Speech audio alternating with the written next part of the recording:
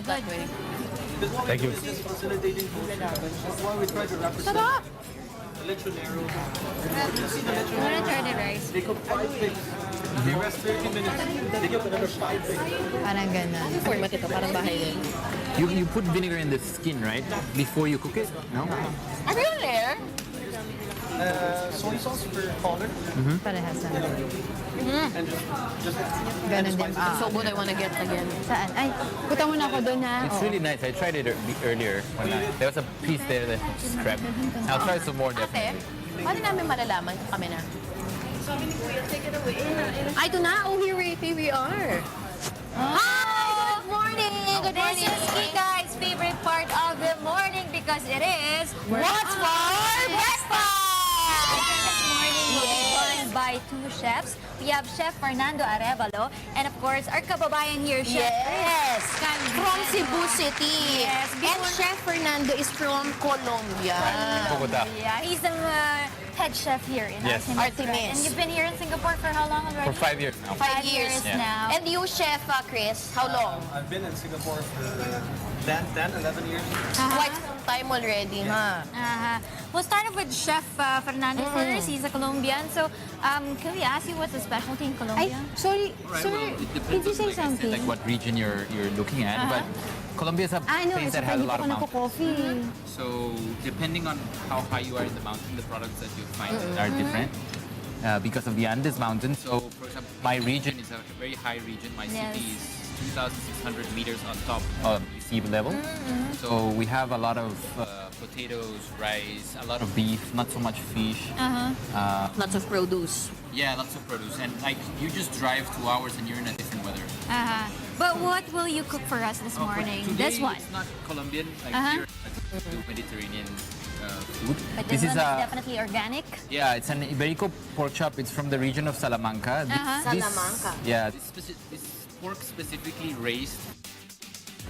Most Iberico pork is raised for ham, but this farm is called De Raza. De Raises its pigs, Der. and their pigs are free range. There's no hormones. They're completely So it's organic. happy pigs. Cruelty-free. Yeah, Cruelty-free. completely. And they're raised for their meat. So their meat has a lot of fat, internal fat that makes it very flavorful. So we want to Makes know. it very juicy. Yeah, I'm we dying want, to taste it. Yeah, that's but right. we want to know the ingredients. The All right, ingredients so used the for other this stuff one, yeah. in the dish itself is carrots. I made a puree with carrots and apples, which is this puree, and then I pickled some radishes to give a little bit of acidity, and some chervil, and then I finish it off with a broth, like a reduced broth of the pork bones, to add some flavor. So it's pretty simple, but very tasty. Very flavorful. Yes. Yeah. And here we try to like focus on the ingredient and then try to respect the ingredient a lot and showcase the flavor and put a little bit of personality to it. So how long do you cook this one? Well, we marinated it for like 24 hours. 24 hours. And then 24 we just hours. cook it. We finish it off, really. So what's the first thing you do here, Chef Fernando? What's the first step if you want to make this dish? Okay, if you want to make this dish, you just get your pork chop and you marinate it for as long as you can, at least 24 hours. Then just let it go up to room temperature before you put it in the grill or the pan. And then, Then you sear it both sides and then let it rest so that the juices internally really spread into the pork chop. Then heat it up again and chop it, eat it. and then that's it. Voila, you can It eat looks intimidating at first, but it's easy. But you have to try it later. Simple is the best way to go always.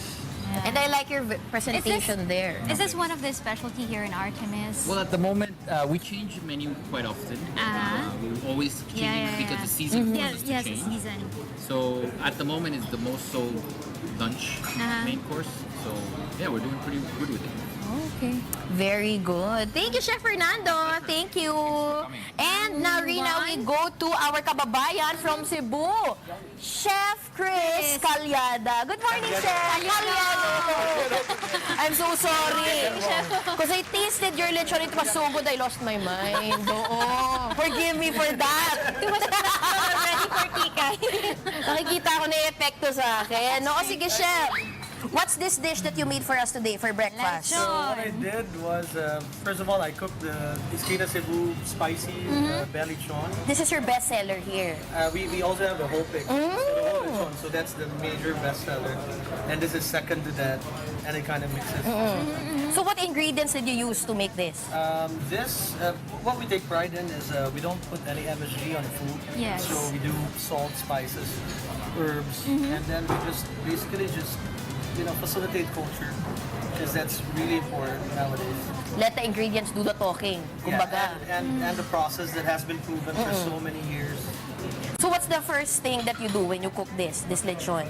First of all is you make sure that your charcoal is at the right temperature, and then you just put in the lechon with maybe a hint of soy sauce on top. But there are varying methods, like some lechoneros, they use annatto seeds for the color, and it's all about caramelization, and it's all about control of flame, control of fire. So what the lechonero does is make sure that all the flavors from inside, it's not marinated like how my brother from another mother does it. It's Chef Fernando right here. Yes. / Callado. We marinate while cooking. That's the best way to say it, because it comes in raw. Put the spices in. Make sure that all the spice flavors go dig into the meat. For how long do you How long does marinate it it? take? Yeah. No, you don't marinate. Oh, you don't? How long do you So cook you it? just Yeah. sew it up, stuff it, make sure it's stuffed properly, and then you just cook it like this. Takes 2 hours to cook. 2 hours. You know when How they big is tasted the pig? skin, it's so good. How big is the pig for 2 hours? Oh, this is just like 5 kg of the belly. Okay. But the bigger pigs, they could be cooked like 5 hours? two hours and a half. Just nice. But with experience, you could do it like that, because you want to achieve this bouncy. You don't achieve this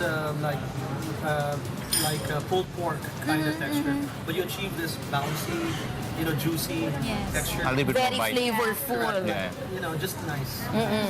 Where do you get your pigs from? Oh, the pigs are from Spain. Spain. Yeah. All of the pigs are from Spain. All of the meat that we use for the pork that we use from chicken from Brazil, Spain, because it's the closest That we can have from to Cebu. the congruency of the Cebu, Yes. Cebuchon, pigs. yeah. Because back home we breed it differently for lechon and for butchery.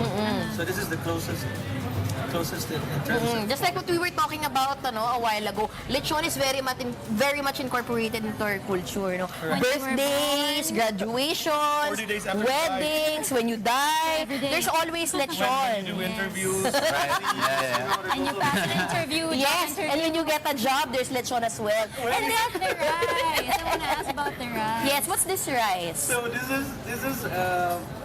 Iskina Cebu's fried rice using spicy belly chon. Spicy belly chon. This is not yet in the menu, but it used to be in the menu, but now I'm going to revamp and reintroduce it again.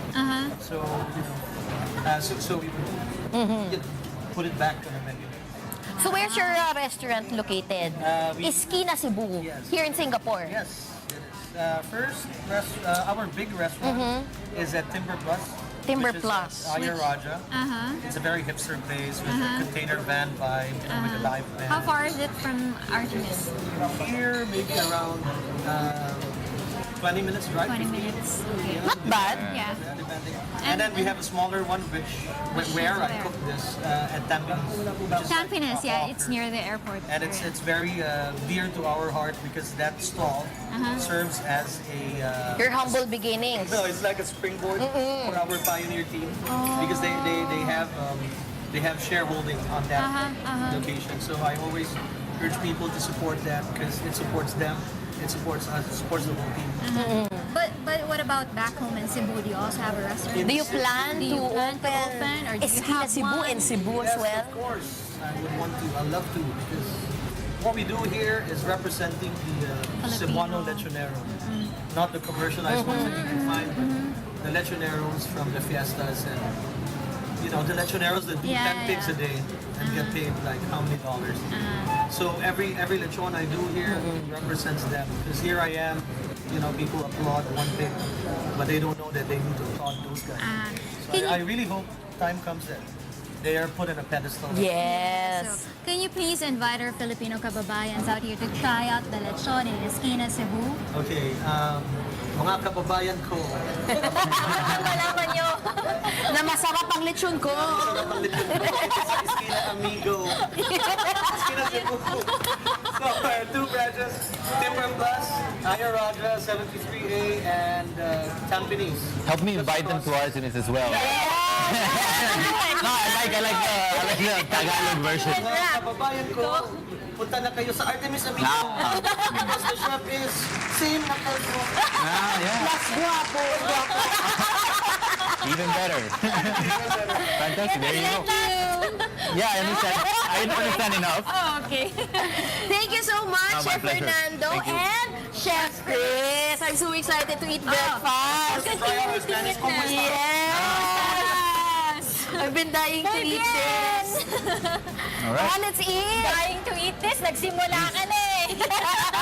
I really love the skin. Uy, para sa akin na Ah, para sa kanila ba to? I'll taste. I like the skin so much. Mas kaya sa skin. Ito na yun. There. Sarap. We should try Chef Fernando sauce. Yeah, I'll try that as well. Don't worry. Take your time. Sarap. Yeah. Bro, go to Philippines.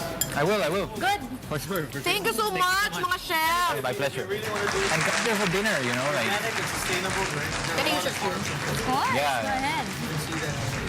Supporting the local brewers. Yeah, I have a friend in It's Philippines something who's that I doing would like organic corn, and it's very interesting. Yeah. Do you know that we have the corn rice? Yeah. Corn rice? Yeah. I love that. Eats rice. You haven't tried corn rice? I haven't tried. I haven't tried. Not yet. But I like rice. Yeah, corn, you make it with grits. Really? And then you cook it as rice. This is what Pacquiao eats. Yeah. When he First thinks, training. Yeah. Is it good? My Fantastic. start eating. You should Yeah, try the please. cebuchon. And we will try I wanna your- try that. One of them do that. National TV. It's for sharing. Yeah. You have for sure. potential. You have-